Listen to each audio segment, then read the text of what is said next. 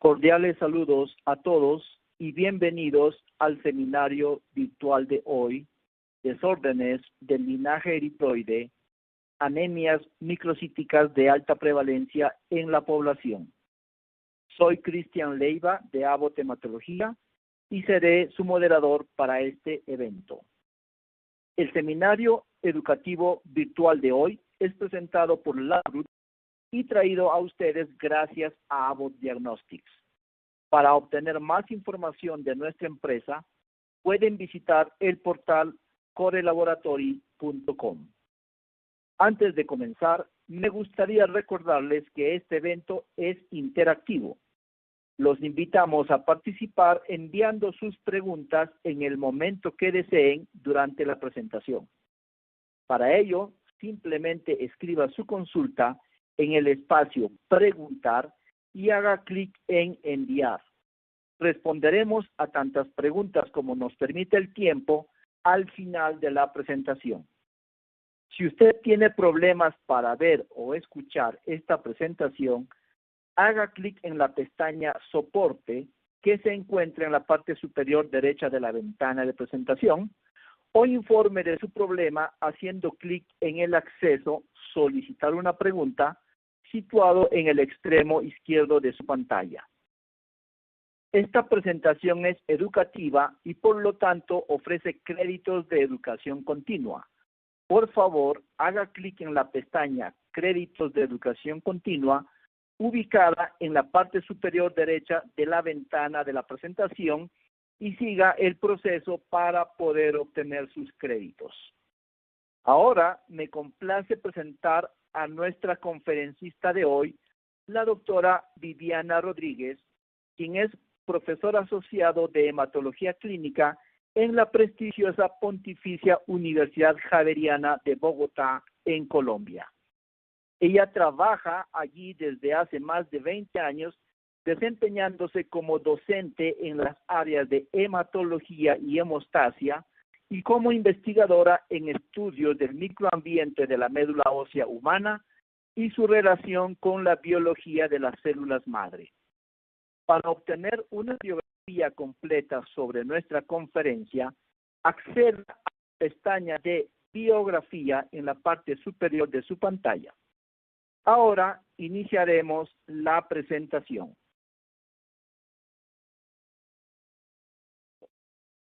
Cordial saludo a todos los asistentes a este seminario, a este ciclo de seminarios virtuales de la serie HIP. Mi nombre es Viviana Rodríguez y el día de hoy los voy a acompañar con una conferencia titulada Desórdenes del linaje eritroide, anemias microcíticas de alta prevalencia en la población. Para esta sesión, quiero primero revisar los objetivos de aprendizaje que quiero abordar. El primero de ellos está relacionado con revisar aspectos generales sobre el diagnóstico de anemia. El segundo objetivo, examinar la fisiopatología de las anemias asociadas con alteración de hierro. Y un tercer y último objetivo, discutir nuevas pruebas para el diagnóstico diferencial de anemias por alteración de hierro.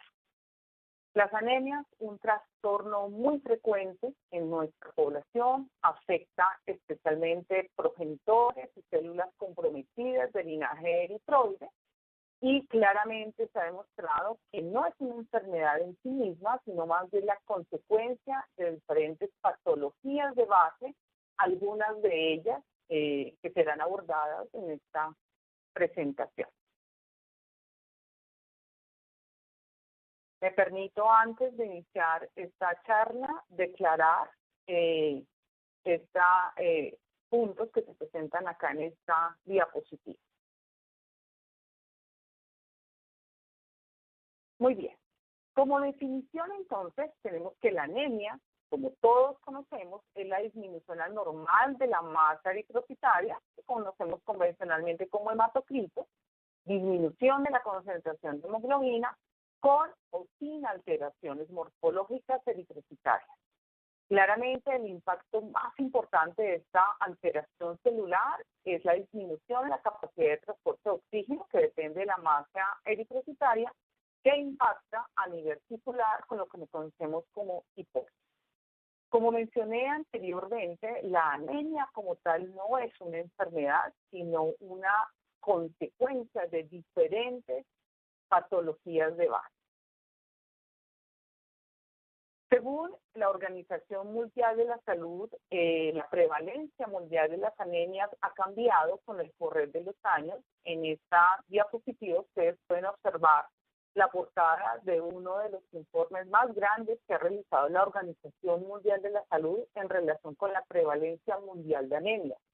Este es un estudio multicéntrico diseñado por la Organización Mundial de la Salud, donde se muestra que antes del año de 1993, la etiología o las causales de la anemia en nuestra población estaba distribuida entre alteraciones asociadas con procesos inflamatorios, enfermedades crónicas, aplasia medular, anemias hemolíticas y deficiencia de hierro. Pero después del año 2005, la Organización Mundial de la Salud muestra que el 50% de las anemias que tiene nuestra población se asocia con deficiencia de hierro, seguida de alteraciones inflamatorias, neoplasias hematológicas y otra serie de enfermedades crónicas.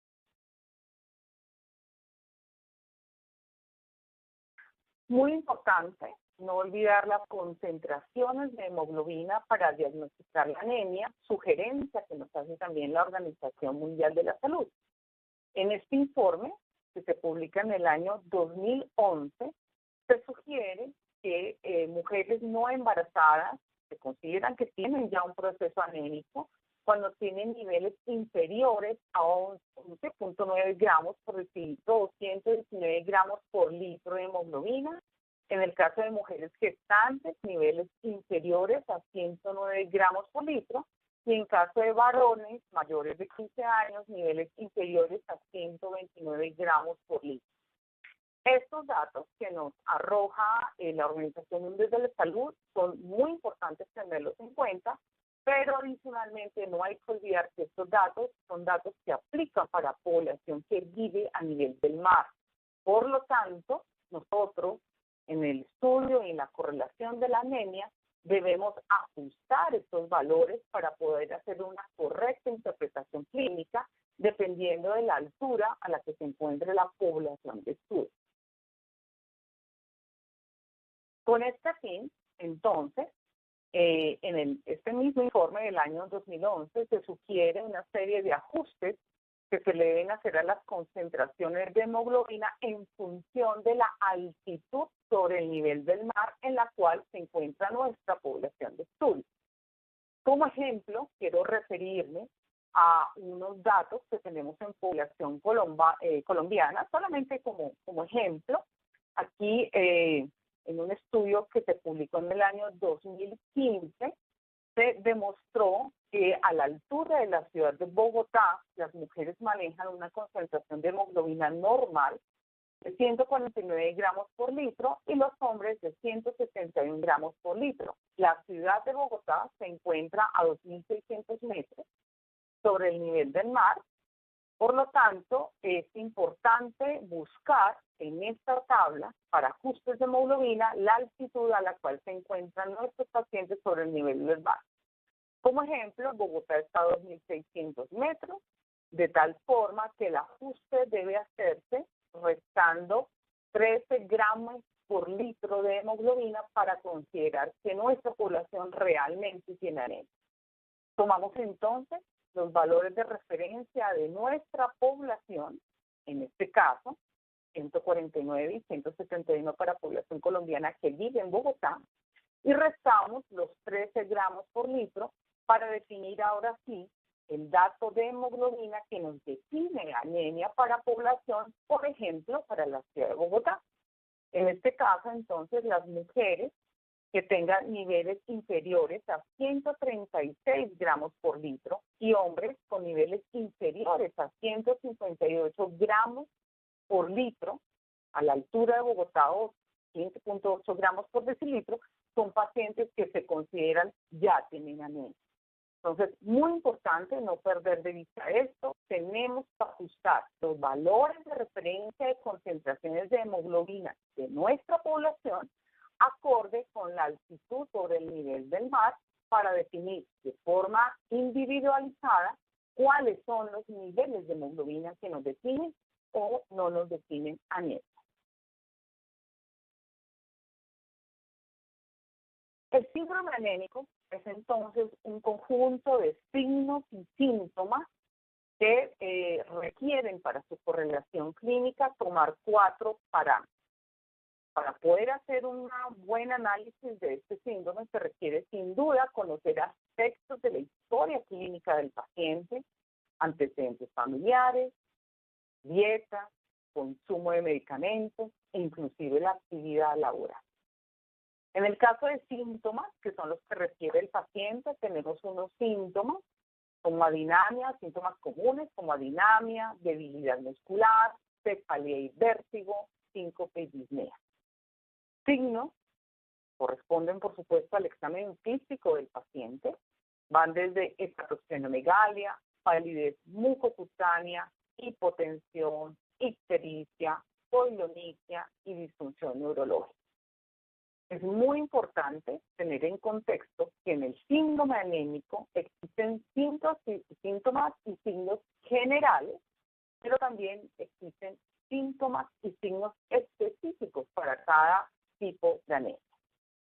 En cuanto a los datos de laboratorio, es fundamental evaluar todos estos datos que están asociados con la evaluación del linaje eritroide, como hematocrito y hemoglobina, índices eritrocitarios secundarios como volumen corpuscular medio, hemoglobina corpuscular media, concentración de hemoglobina corpuscular media. Sin duda el frotis de sangre periférica es muy importante en la evaluación de anemia, evaluar reticulocitos y otras pruebas complementarias como la cuantificación de bilirrubina, lactato deshidrogenasa, hemosiderina e incluso, según la severidad de la anemia, se puede llegar a evaluar y a realizar mielograma. Cuando hablamos entonces de las anemias pueden clasificarse desde 3 puntos de vista o desde diferentes tipos de clasificación.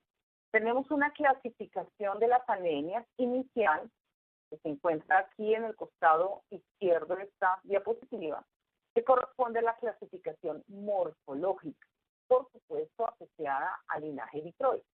Entonces, desde el punto de vista morfológico, las anemias pueden ser anemias microtípicas e hipocrómicas, anemias macrotípicas e hipocrómicas y anemias normotípicas normocrómicas. Desde el punto de vista de clasificación etiopatogénica, podemos tener anemias cuya causa se asocia a una eritropoyesis ineficiente, ejemplo, anemias aplásticas, anemias carenciales, donde impacta la deficiencia de hierro, ácido fólico, vitamina B12, y anemias hemolíticas que pueden ser de orden adquirido o de orden genético. Tenemos un tercer tipo de clasificación, un poco en desuso, dado que no es tan específica, que es la clasificación según la aparición de sintomatología en anemias de tipo agudo o anemias de tipo crónico. Para efectos de esta presentación el día de hoy, voy a utilizar particularmente la clasificación de las anemias desde el punto de vista morfológico y desde el punto de vista etiopatogénico.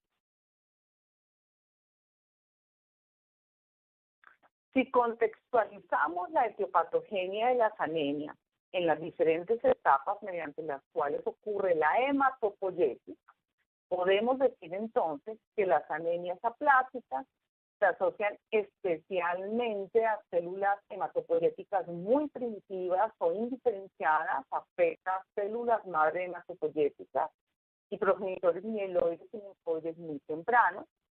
Las anemias donde se altera el metabolismo del hierro, como la anemia sideroblástica y anemia ferropénica, afecta especialmente a progenitores del linaje eritroide.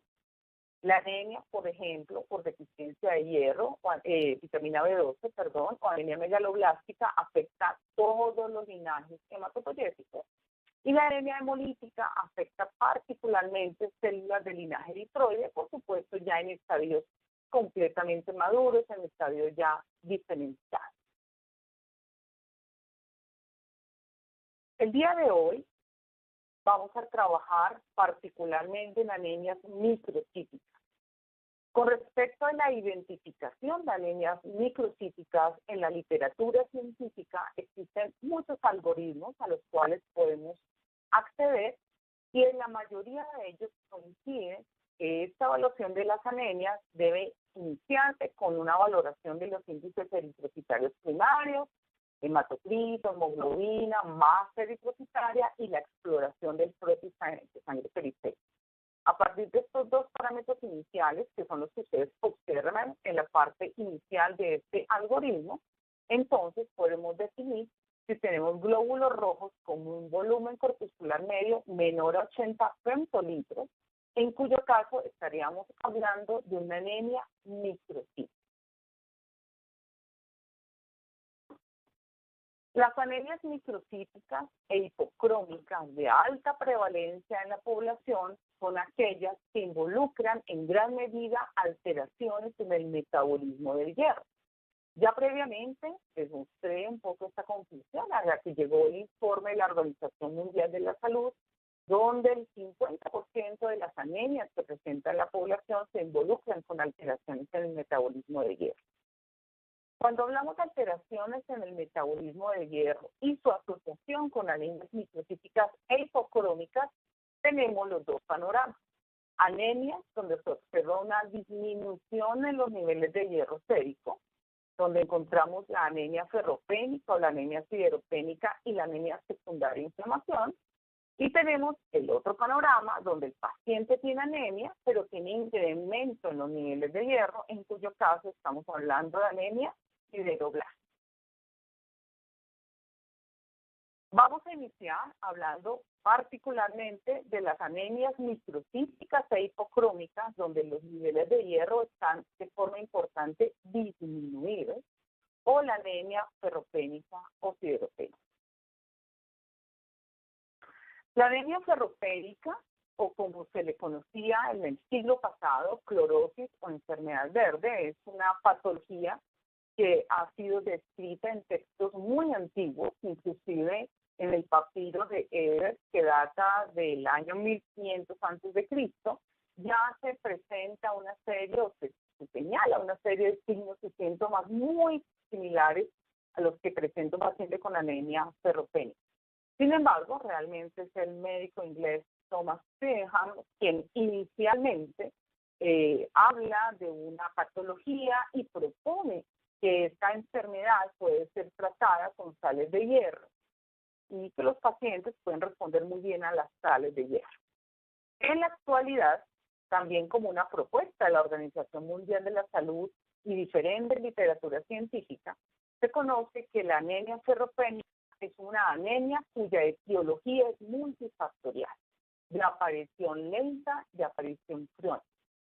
Esta etiología multifactorial corresponde a la presencia de factores demográficos que ustedes pueden observar aquí en el costado derecho de la diapositiva. Estos factores demográficos se asocian con población de riesgo, donde encontramos niños en edad preescolar, adolescentes, mujeres gestantes, migrantes, desplazados y población nativa. Si a estos factores demográficos coinciden adicionalmente factores nutricionales como una malnutrición, dietas altas en grasa, un consumo excesivo de café y de té, esto genera un mayor riesgo de desarrollar anemia ferropénica. Y si adicionalmente a estos factores demográficos y nutricionales le sumamos factores sociales y fisiológicos, como condiciones de pobreza, abuso de alcohol, desórdenes gastrointestinales y sangrado crónico, bajo este panorama, entonces el paciente tendrá un muy alto riesgo de desarrollar una anemia ferropénica. En general, los signos y síntomas que se asocian con anemias microcíticas hipocrómicas, particularmente la anemia ferropénica, son variados. Entre ellos se encuentran el síndrome de Pica, que se observa con cierta frecuencia en nuestros niños en Latinoamérica. Es esta sensación que sienten en consumir productos o sustancias que no son alimentos, como la tierra, como la cal, como el baeche, que es una especie de preparación de arcilla con la que se hacen muros en las casas. Los niños tienen esa sensación a consumir tierra y ese tipo de sustancias no alimenticias como una forma de compensar un poco esa deficiencia del mineral. La coiloquimia o coilomiquia, que también se asocia a la anemia por deficiencia de hierro, que es esta deformidad en las uñas que presentan los pacientes. Estomatitis angular, que no es una presentación exclusiva de los pacientes con anemia ferropénica, pero sí se observa en este tipo de patología. Ocasional disfagia y gloquitis. En general, esto, acompañado de la palidez mucocutánea, hace parte de los signos y síntomas muy relacionados con la anemia por deficiencia de hierro. Desde el punto de vista del laboratorio clínico, adicional a las pruebas convencionales de hematocrit, hemoglobina, masa eritrocitaria e índices eritrocitarios secundarios, se sugiere realizar las pruebas denominadas perfil de hierro o las pruebas que hacen parte del perfil de hierro. En el perfil de hierro encontramos entonces sideremia, definida como los niveles de hierro férico, que se puede evaluar por diferentes pruebas colorimétricas. Se encuentra la transferrina, que es la proteína transportadora de hierro, que se puede cuantificar también por diferentes pruebas, microelisa, nefrometría. Está el porcentaje de saturación de transferrina, que corresponde más a un cálculo que se obtiene a partir de los niveles de hierro férico o sideremia sobre el PIBC o la capacidad de fijación de la transferrina. Recordemos que la capacidad de fijación de la transferrina es inversamente proporcional a los niveles de hierro férico. Entre más elevados sean los niveles de hierro férico, más bajos son los niveles de PIBC, y entre más bajos sean los niveles de hierro férico, vamos a tener niveles de PIBC más elevados. Adicionalmente, en este perfil de hierro también se encuentra el cálculo de UIBC, que es el PIBC menos sideremia, no muy usado. Cuantificar ferritina sérica, muy importante la ferritina sérica, vamos a hablar de ella más adelante. Se calcula que un nanogramo de ferritina sérica refleja 8 miligramos de hierro almacenado de forma intracelular. Esta ferritina es ligosoluble, por lo tanto podemos perfectamente cuantificarla en plasma por diferentes pruebas, metelometría, inclusive también por pruebas de microelisa. Y tenemos pruebas ya de tinción específicamente para detectar niveles de hierro intracelular que no son liposolubles, que tienen que permanecer dentro de las células como la hemosiderina, la cual se puede evidenciar a través de coloraciones como la tinción de azul de estuche. Estas 6 variables, estos 7 variables, estos 7 parámetros hacen parte del perfil de hierro y que nos ayudan en generar al apoyo diagnóstico de anemia microcítica hipocrómica, donde se asocian alteraciones en el metabolismo del hierro.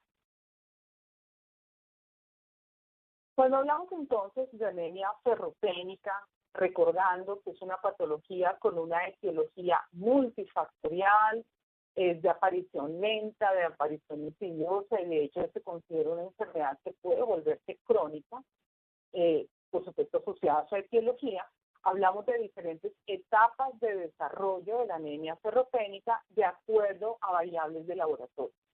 Entonces, en esta diapositiva, en el costado izquierdo, ustedes pueden observar los diferentes parámetros de laboratorio con los cuales se puede categorizar la etapa en la que se encuentra el paciente que está empezando a desarrollar anemia ferropénica.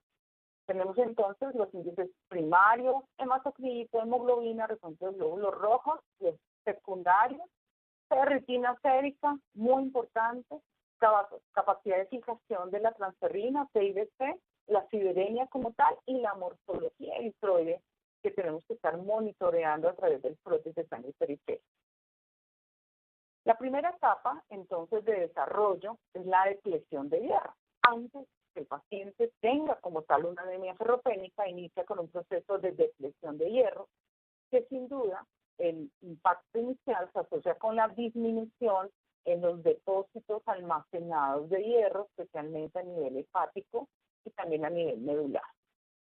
En esta primera etapa, donde hay depresión de hierro, se disminuye ligeramente los índices eritrocitarios primarios y secundarios, pero de forma más dramática, lo primero que se disminuye son los niveles de ferritina sérica, que es una forma de almacenamiento de hierro liposoluble a corto plazo que puede utilizarse inmediatamente y se empiezan a disminuir los niveles de hierro sérico. Los niveles de PIBC empiezan a aumentarse ligeramente, la sideremia puede estar normal, podemos tener un paciente que ya inició depresión de hierro, pero los niveles de hierro sérico pueden estar aún normales. Y allí toma importancia entonces la ferritina, porque la ferritina es una variable que nos puede decir de forma muy rápida, prematura, antes inclusive que la sideremia, que el paciente está iniciando una anemia ferropénica. En el frotis de sangre periférica vamos a ver glóbulos rojos sin ninguna alteración morfológica. Si el paciente no revierte la causa que está produciendo esta enfermedad, pasa a la siguiente etapa, entonces, que es la eritropoiesis deficiente. Allí ya se han agotado una parte importante de los depósitos de hierro, los que se han almacenado, y empieza a afectarse el transporte de hierro.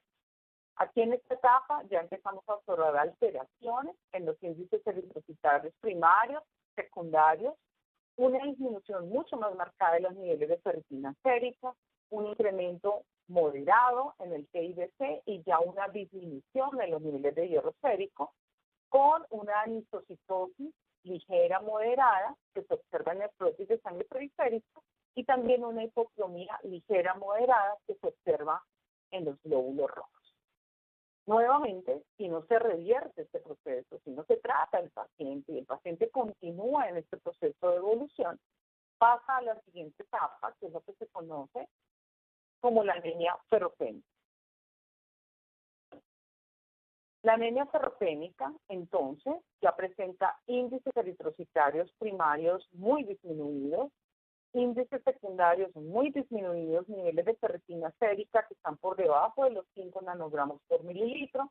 Ya tenemos unos niveles de PIBC muy elevados, con bajos niveles de sideremia. Recuerden nuevamente que los niveles de sideremia son inversamente proporcionales a los niveles de PIBC.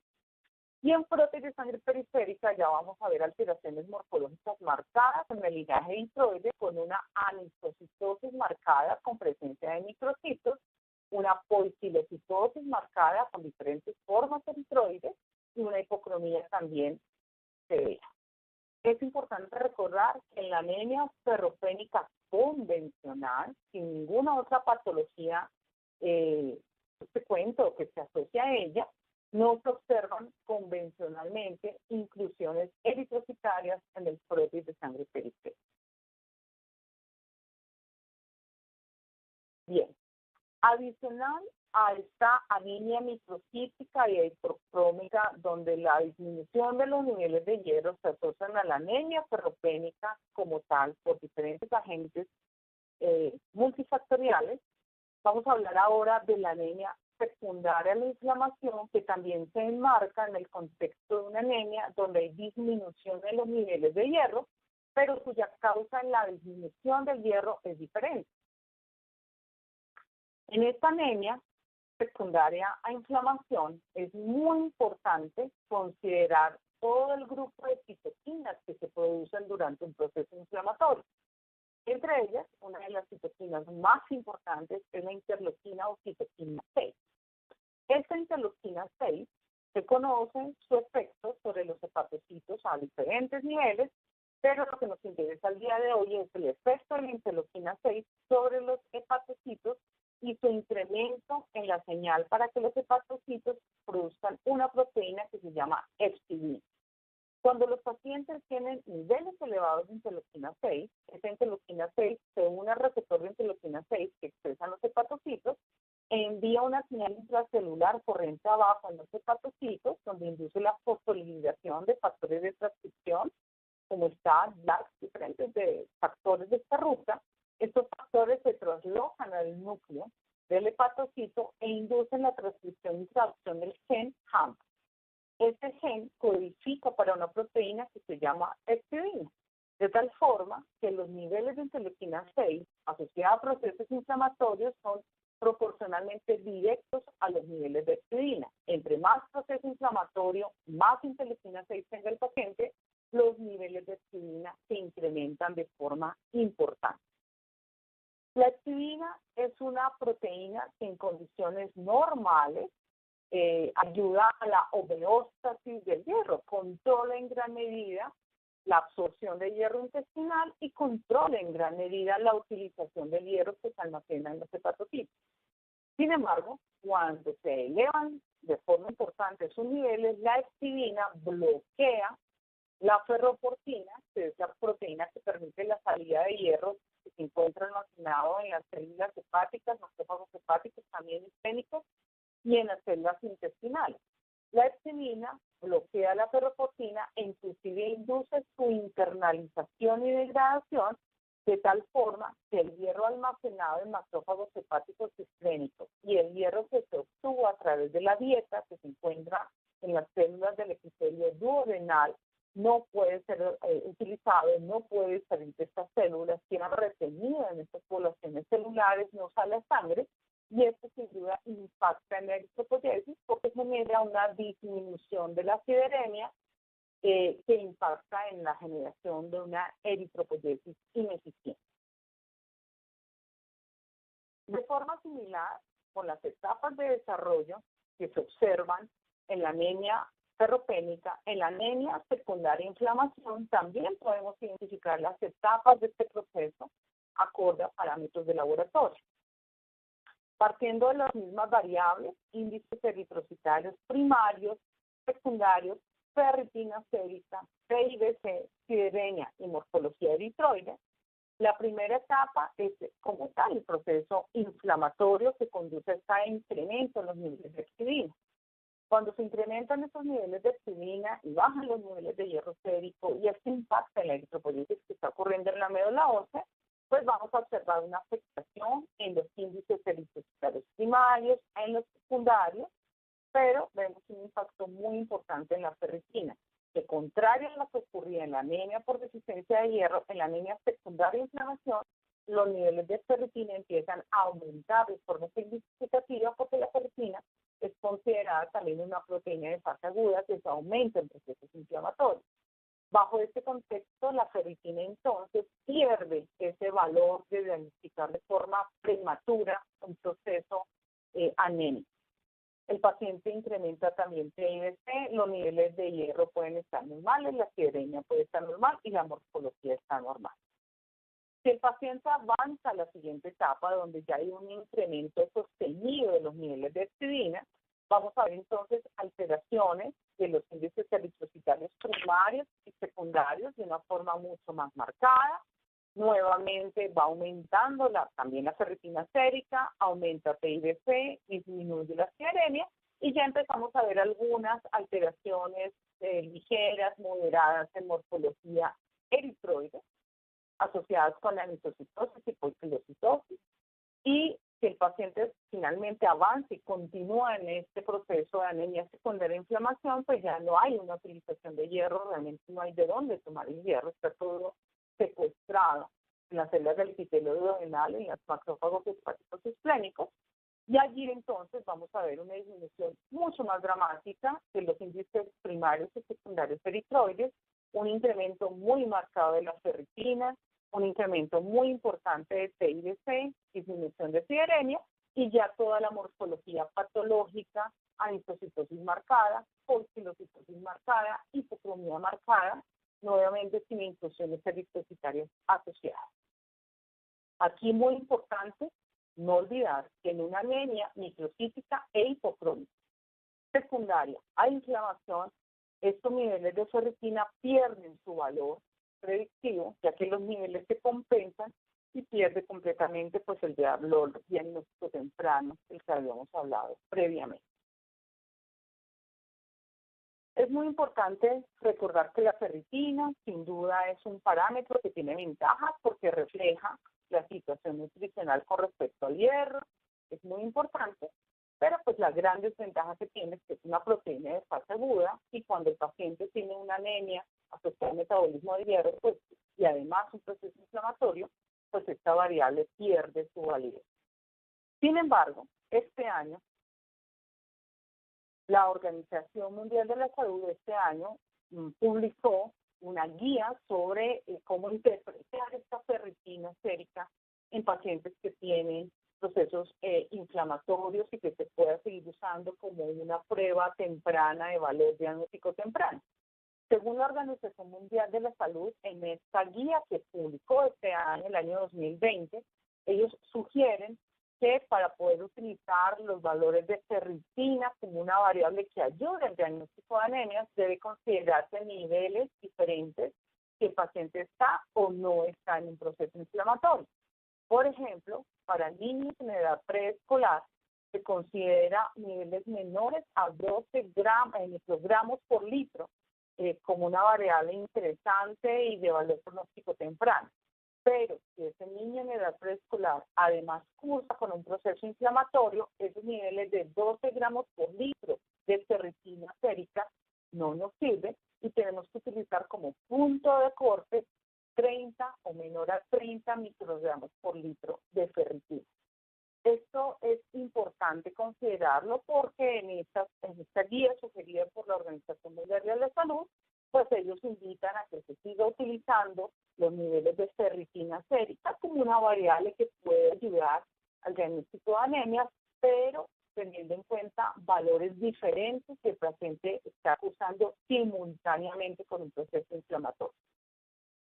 Aún en este panorama, la ferritina sérica puede ser inconveniente bajo ciertas circunstancias y es imposible prever si realmente nos va a dar la información que se requiere de forma prematura. Bajo este contexto, entonces, existen otros parámetros que pueden llegar a reemplazar estos niveles de ferritina sérica y que pueden ser utilizados para monitorear la respuesta al tratamiento en pacientes con anemias microcíticas e hipocrónicas asociadas al metabolismo del hierro, monitorear su tratamiento e inclusive poder actuar también con un valor pronóstico muy temprano en las etapas iniciales de la enfermedad. Allí entonces, en estos parámetros actuales, hablamos de la hemoglobina reticulocitaria, la fracción inmadura de reticulocitos y el muy interesante receptor soluble de transferrina. Aquí en esta diapositiva ustedes pueden observar las diferentes siglas que se utilizan para denominar estas variables hematológicas en los diferentes equipos automatizados. Específicamente, cuando hablamos de hemoglobina reticulocitaria, pues estamos hablando de la hemoglobina que tienen los reticulocitos. Recuerden que esta población de microide a través de equipos automatizados permite evaluarse no solamente su tamaño y su complejidad, sino que muchos de estos equipos permiten también cuantificar la hemoglobina reticulocitaria. ¿Qué tenemos de importante? ¿Qué nos muestra la literatura científica sobre la hemoglobina reticulocitaria? Que esta hemoglobina nos permite evaluar la disponibilidad de hierro que existe en la médula ósea y se incrementa entre 48 y 72 horas después de un inicio de un tratamiento. Es decir, nosotros podemos evaluar si un paciente que tiene una anemia por deficiencia de hierro está respondiendo de forma muy rápida al tratamiento, evaluando hemoglobina reticulocitaria. Tenemos entonces que la hemoglobina reticulocitaria se aumenta en respuesta al tratamiento, particularmente en la anemia por deficiencia de hierro, en trasplante renal, en pacientes también que están sufriendo procesos hemorrágicos, y se disminuye en anemia secundaria de inflamación, lo que nos sirve para reemplazar la ferritina sérica convencional. También se disminuyen anemias asociadas a insuficiencia renal y existen diferentes rangos de referencia, valores de referencia, acorde también un poco a la tecnología. Por ejemplo, en la LIMSI, los valores, el rango de referencia para hemoglobina reticulocitaria oscila entre 25.3 y 35.5 picogramos. Recordemos que aunque existen estos rangos, estos valores de referencia que sugieren dependiendo de cada tecnología, nosotros tenemos que tener los valores de referencia de nuestra población de acuerdo a nuestras condiciones geográficas, dietarias, étnicas. La invitación es siempre a tener nuestros propios valores de referencia, porque esto varía de acuerdo a nuestras diferentes condiciones genéticas, de raza, de diferentes condiciones que hacen que cada población pues tenga un comportamiento relativamente diferente. Bien. Adicional a la hemoglobina reticulocitaria como una opción para reemplazar esta ferritina esférica, en el estudio de anemias microcíticas e hipocrónicas, donde está alterado el metabolismo de hierro, se encuentra también la fracción inmadura de reticulocitos. La fracción inmadura de reticulocitos corresponde a la evaluación en el grupo de reticulocitos, evaluar a los reticulocitos que tienen el mayor contenido de RNA. Por supuesto, esta es una evaluación que no podemos hacer de forma óptica, no lo podemos hacer en un microscopio convencional porque es muy difícil diferenciar entre un reticulocito con alto contenido de RNA versus uno que tiene un bajo contenido de RNA. Por este motivo, la fracción inmadura de reticulocitos o los reticulocitos con mayor contenido de RNA se evalúan con el uso de diferentes tinciones fluorescentes. Aquí en el costado izquierdo, en la parte inferior izquierda de la diapositiva, ustedes pueden observar diferentes coloraciones que se han ido utilizando en los últimos años, como la naranja de actina, la uranina O, naranja de tiazol, son coloraciones fluorescentes que tiñen estos ácidos nucleicos que tienen unos reticulocitos y permite evaluar de forma cuantitativa esa diferencia en la cantidad de RNA. Es muy importante recordar que el recuento manual de reticulocitos pues es una prueba que tiene los errores usuales que tienen las metodologías manuales. Cuando hablamos de recuentos altos, el coeficiente de variación en los recuentos manuales son del 16%. Pero cuando hablamos de pacientes con reticulocitopenia o pacientes que tienen reticulocitos bajos, el coeficiente de variación es altísimo, está arriba del 60%. Entonces, siempre la indicación es que estos recuentos de reticulocitos los traslademos cada vez más a metodologías automatizadas que nos permitan diferenciar muy bien niveles normales de reticulocitos versus reticulocitopenia, que son más difíciles cuando estamos evaluando técnicas manuales. Muy bien, algo similar ocurre también con los recuentos absolutos. A veces se puede tener una buena sensibilidad, pero a veces se encuentran sobreestimados nuevamente los recuentos bajos. Entonces, siempre es importante utilizar todas estas funciones para separar estas diferentes poblaciones de reticulocitos que podemos encontrar.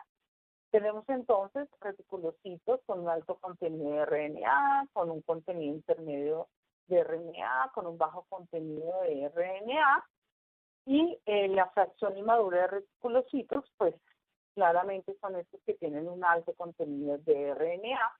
Esta población la define de acuerdo a cada tecnología, varía de acuerdo a cada tecnología, pero es muy importante identificar que la fracción inmadura de reticulocitos es una medición de la aceleración de la eritropoyesis. Y esto es muy útil porque la fracción inmadura de reticulocitos aparece de forma más temprana, si podemos decirlo así, que la misma población total de reticulocitos. Nosotros podemos, en sangre periférica, detectar ya una regeneración medular o un restablecimiento del linaje eritroide con la fracción inmadura de reticulocitos entre 5 y 7 días después de haber iniciado el tratamiento versus 12 a 15 días, que es el recuento de reticulocitos total.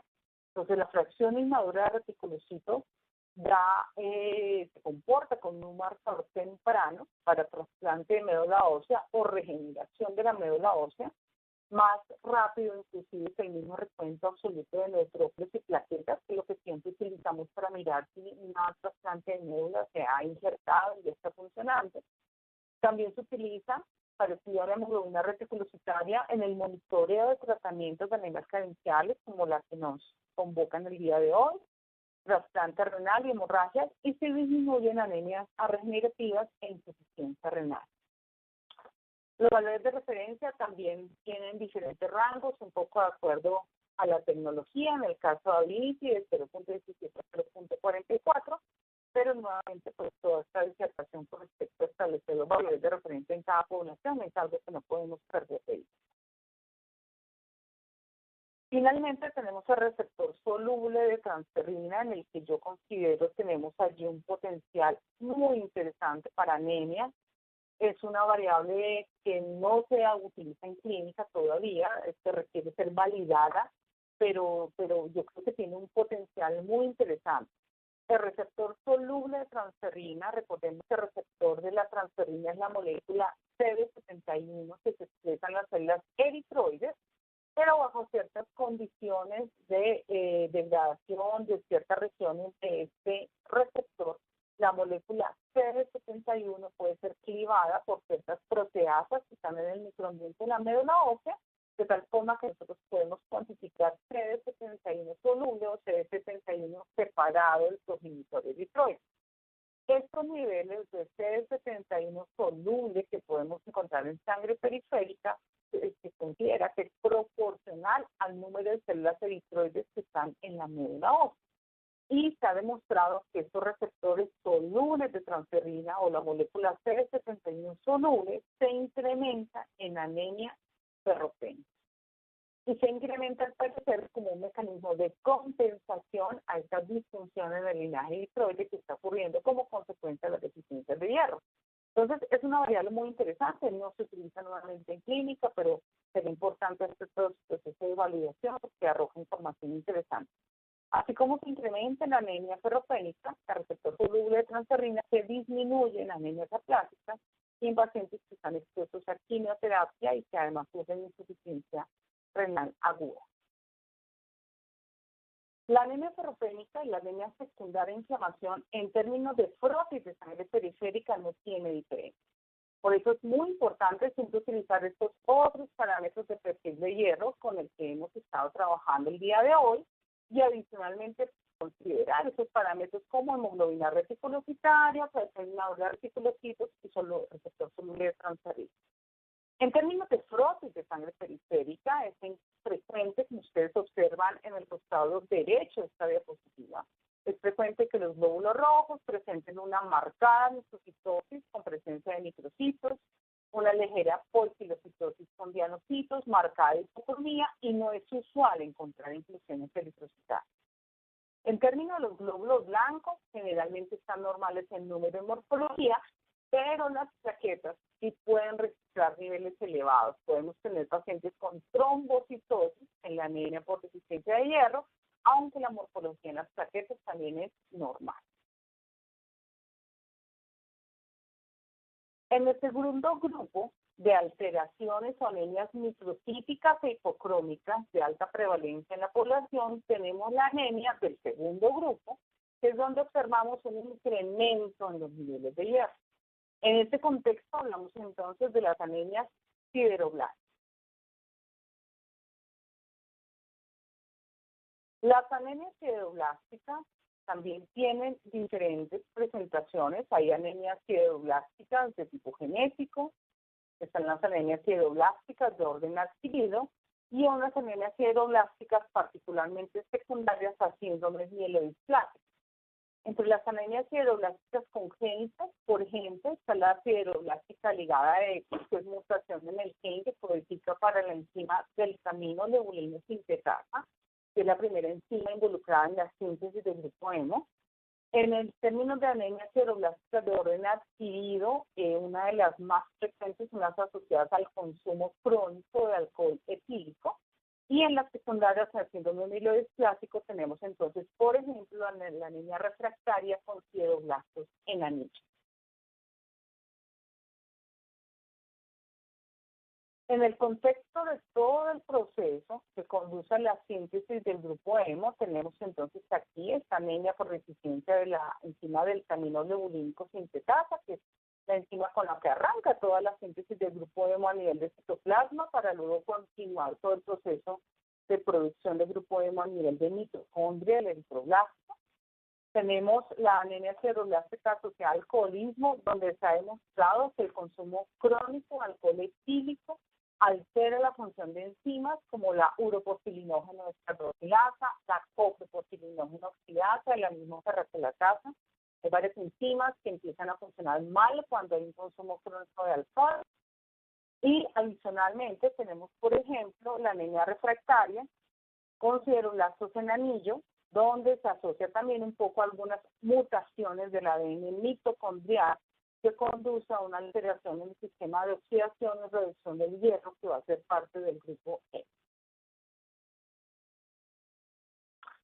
De forma similar, como lo hemos hablado el día de hoy con respecto a la anemia por deficiencia de hierro, en la anemia secundaria a inflamación, en la anemia sideroblástica también hay una serie de etapas de desarrollo que podemos dilucidar con las pruebas de laboratorio. Tenemos entonces una primera etapa donde hay un no uso de hierro, hay una no utilización de hierro, puede ser por una causa genética, como tal el uso del grupo M, o una afectación en la síntesis del grupo M, no hay utilización del hierro.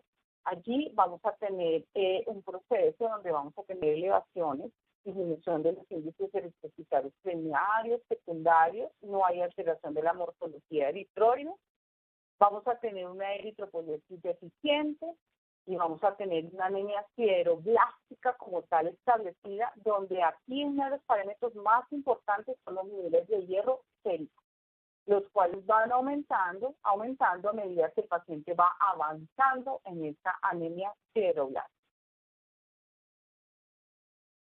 Desde el punto de vista morfológico, en la anemia sideroblástica vamos a encontrar en sangre periférica nuevamente estos glóbulos rojos microcíticos e hipocrómicos de orden ligero, moderado o severo, dependiendo de qué tan comprometida y qué tan avanzada está la patología en el paciente. En médula ósea podemos ver hiperplasia de los progenitores eritroides. En sangre periférica sí esperamos encontrar inclusiones eritrocitarias. La anemia sideroblástica se caracteriza por que los glóbulos rojos pueden llegar a tener punto de basófilo y muy característicos estos cuerpos de Pappenheimer, que son esos depósitos de mitocondrias con un contenido anormal de hierro. En médula ósea, adicionalmente, podemos encontrar los famosos sideroblastos, en anillo muchos de ellos, que son estos progenitores eritroides con un contenido anormal de hierro que puede ser dilucidado a través de tinciones como azul de cruz. Como conclusiones entonces de esta sesión del día de hoy, en la que hemos hablado de las anemias microcíticas e hipocrómicas donde impacta el metabolismo de hierro, podemos decir que la anemia por deficiencia de hierro o anemia ferropénica es de alta prevalencia en la población mundial. Los procesos inflamatorios promueven el desarrollo de anemia microcítica e hipocrómica. La cuantificación de ferritina sérica permite el diagnóstico temprano de pacientes con anemia ferropénica en proceso de consolidación. El diagnóstico diferencial entre anemia ferropénica y anemia secundaria de inflamación requiere la determinación de nuevos parámetros hematológicos, como hemoglobina reticulocitaria, fracción inmadura de reticulocitos y receptor soluble de transferrina o CD71 soluble. Y las anemias sideroblásticas más frecuentes son de tipo activo y se asocian con el consumo crónico de alcohol y de medicamentos. Con esta parte de conclusiones, finalizamos esta sesión del día de hoy. Quedo entonces pendiente a partir de este momento de las preguntas que ustedes quieran realizar sobre esta charla.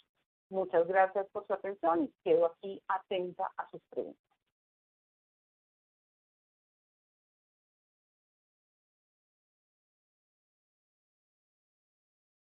Agradecemos la presentación de doctora Viviana Rodríguez y damos inicio a la ronda de preguntas y respuestas en vivo acerca de este seminario virtual. Nuevamente, si tiene alguna pregunta a nuestra conferencista, por favor envíela ahora. Simplemente haga clic en el enlace Hacer una pregunta que está situada en el extremo izquierdo de su pantalla.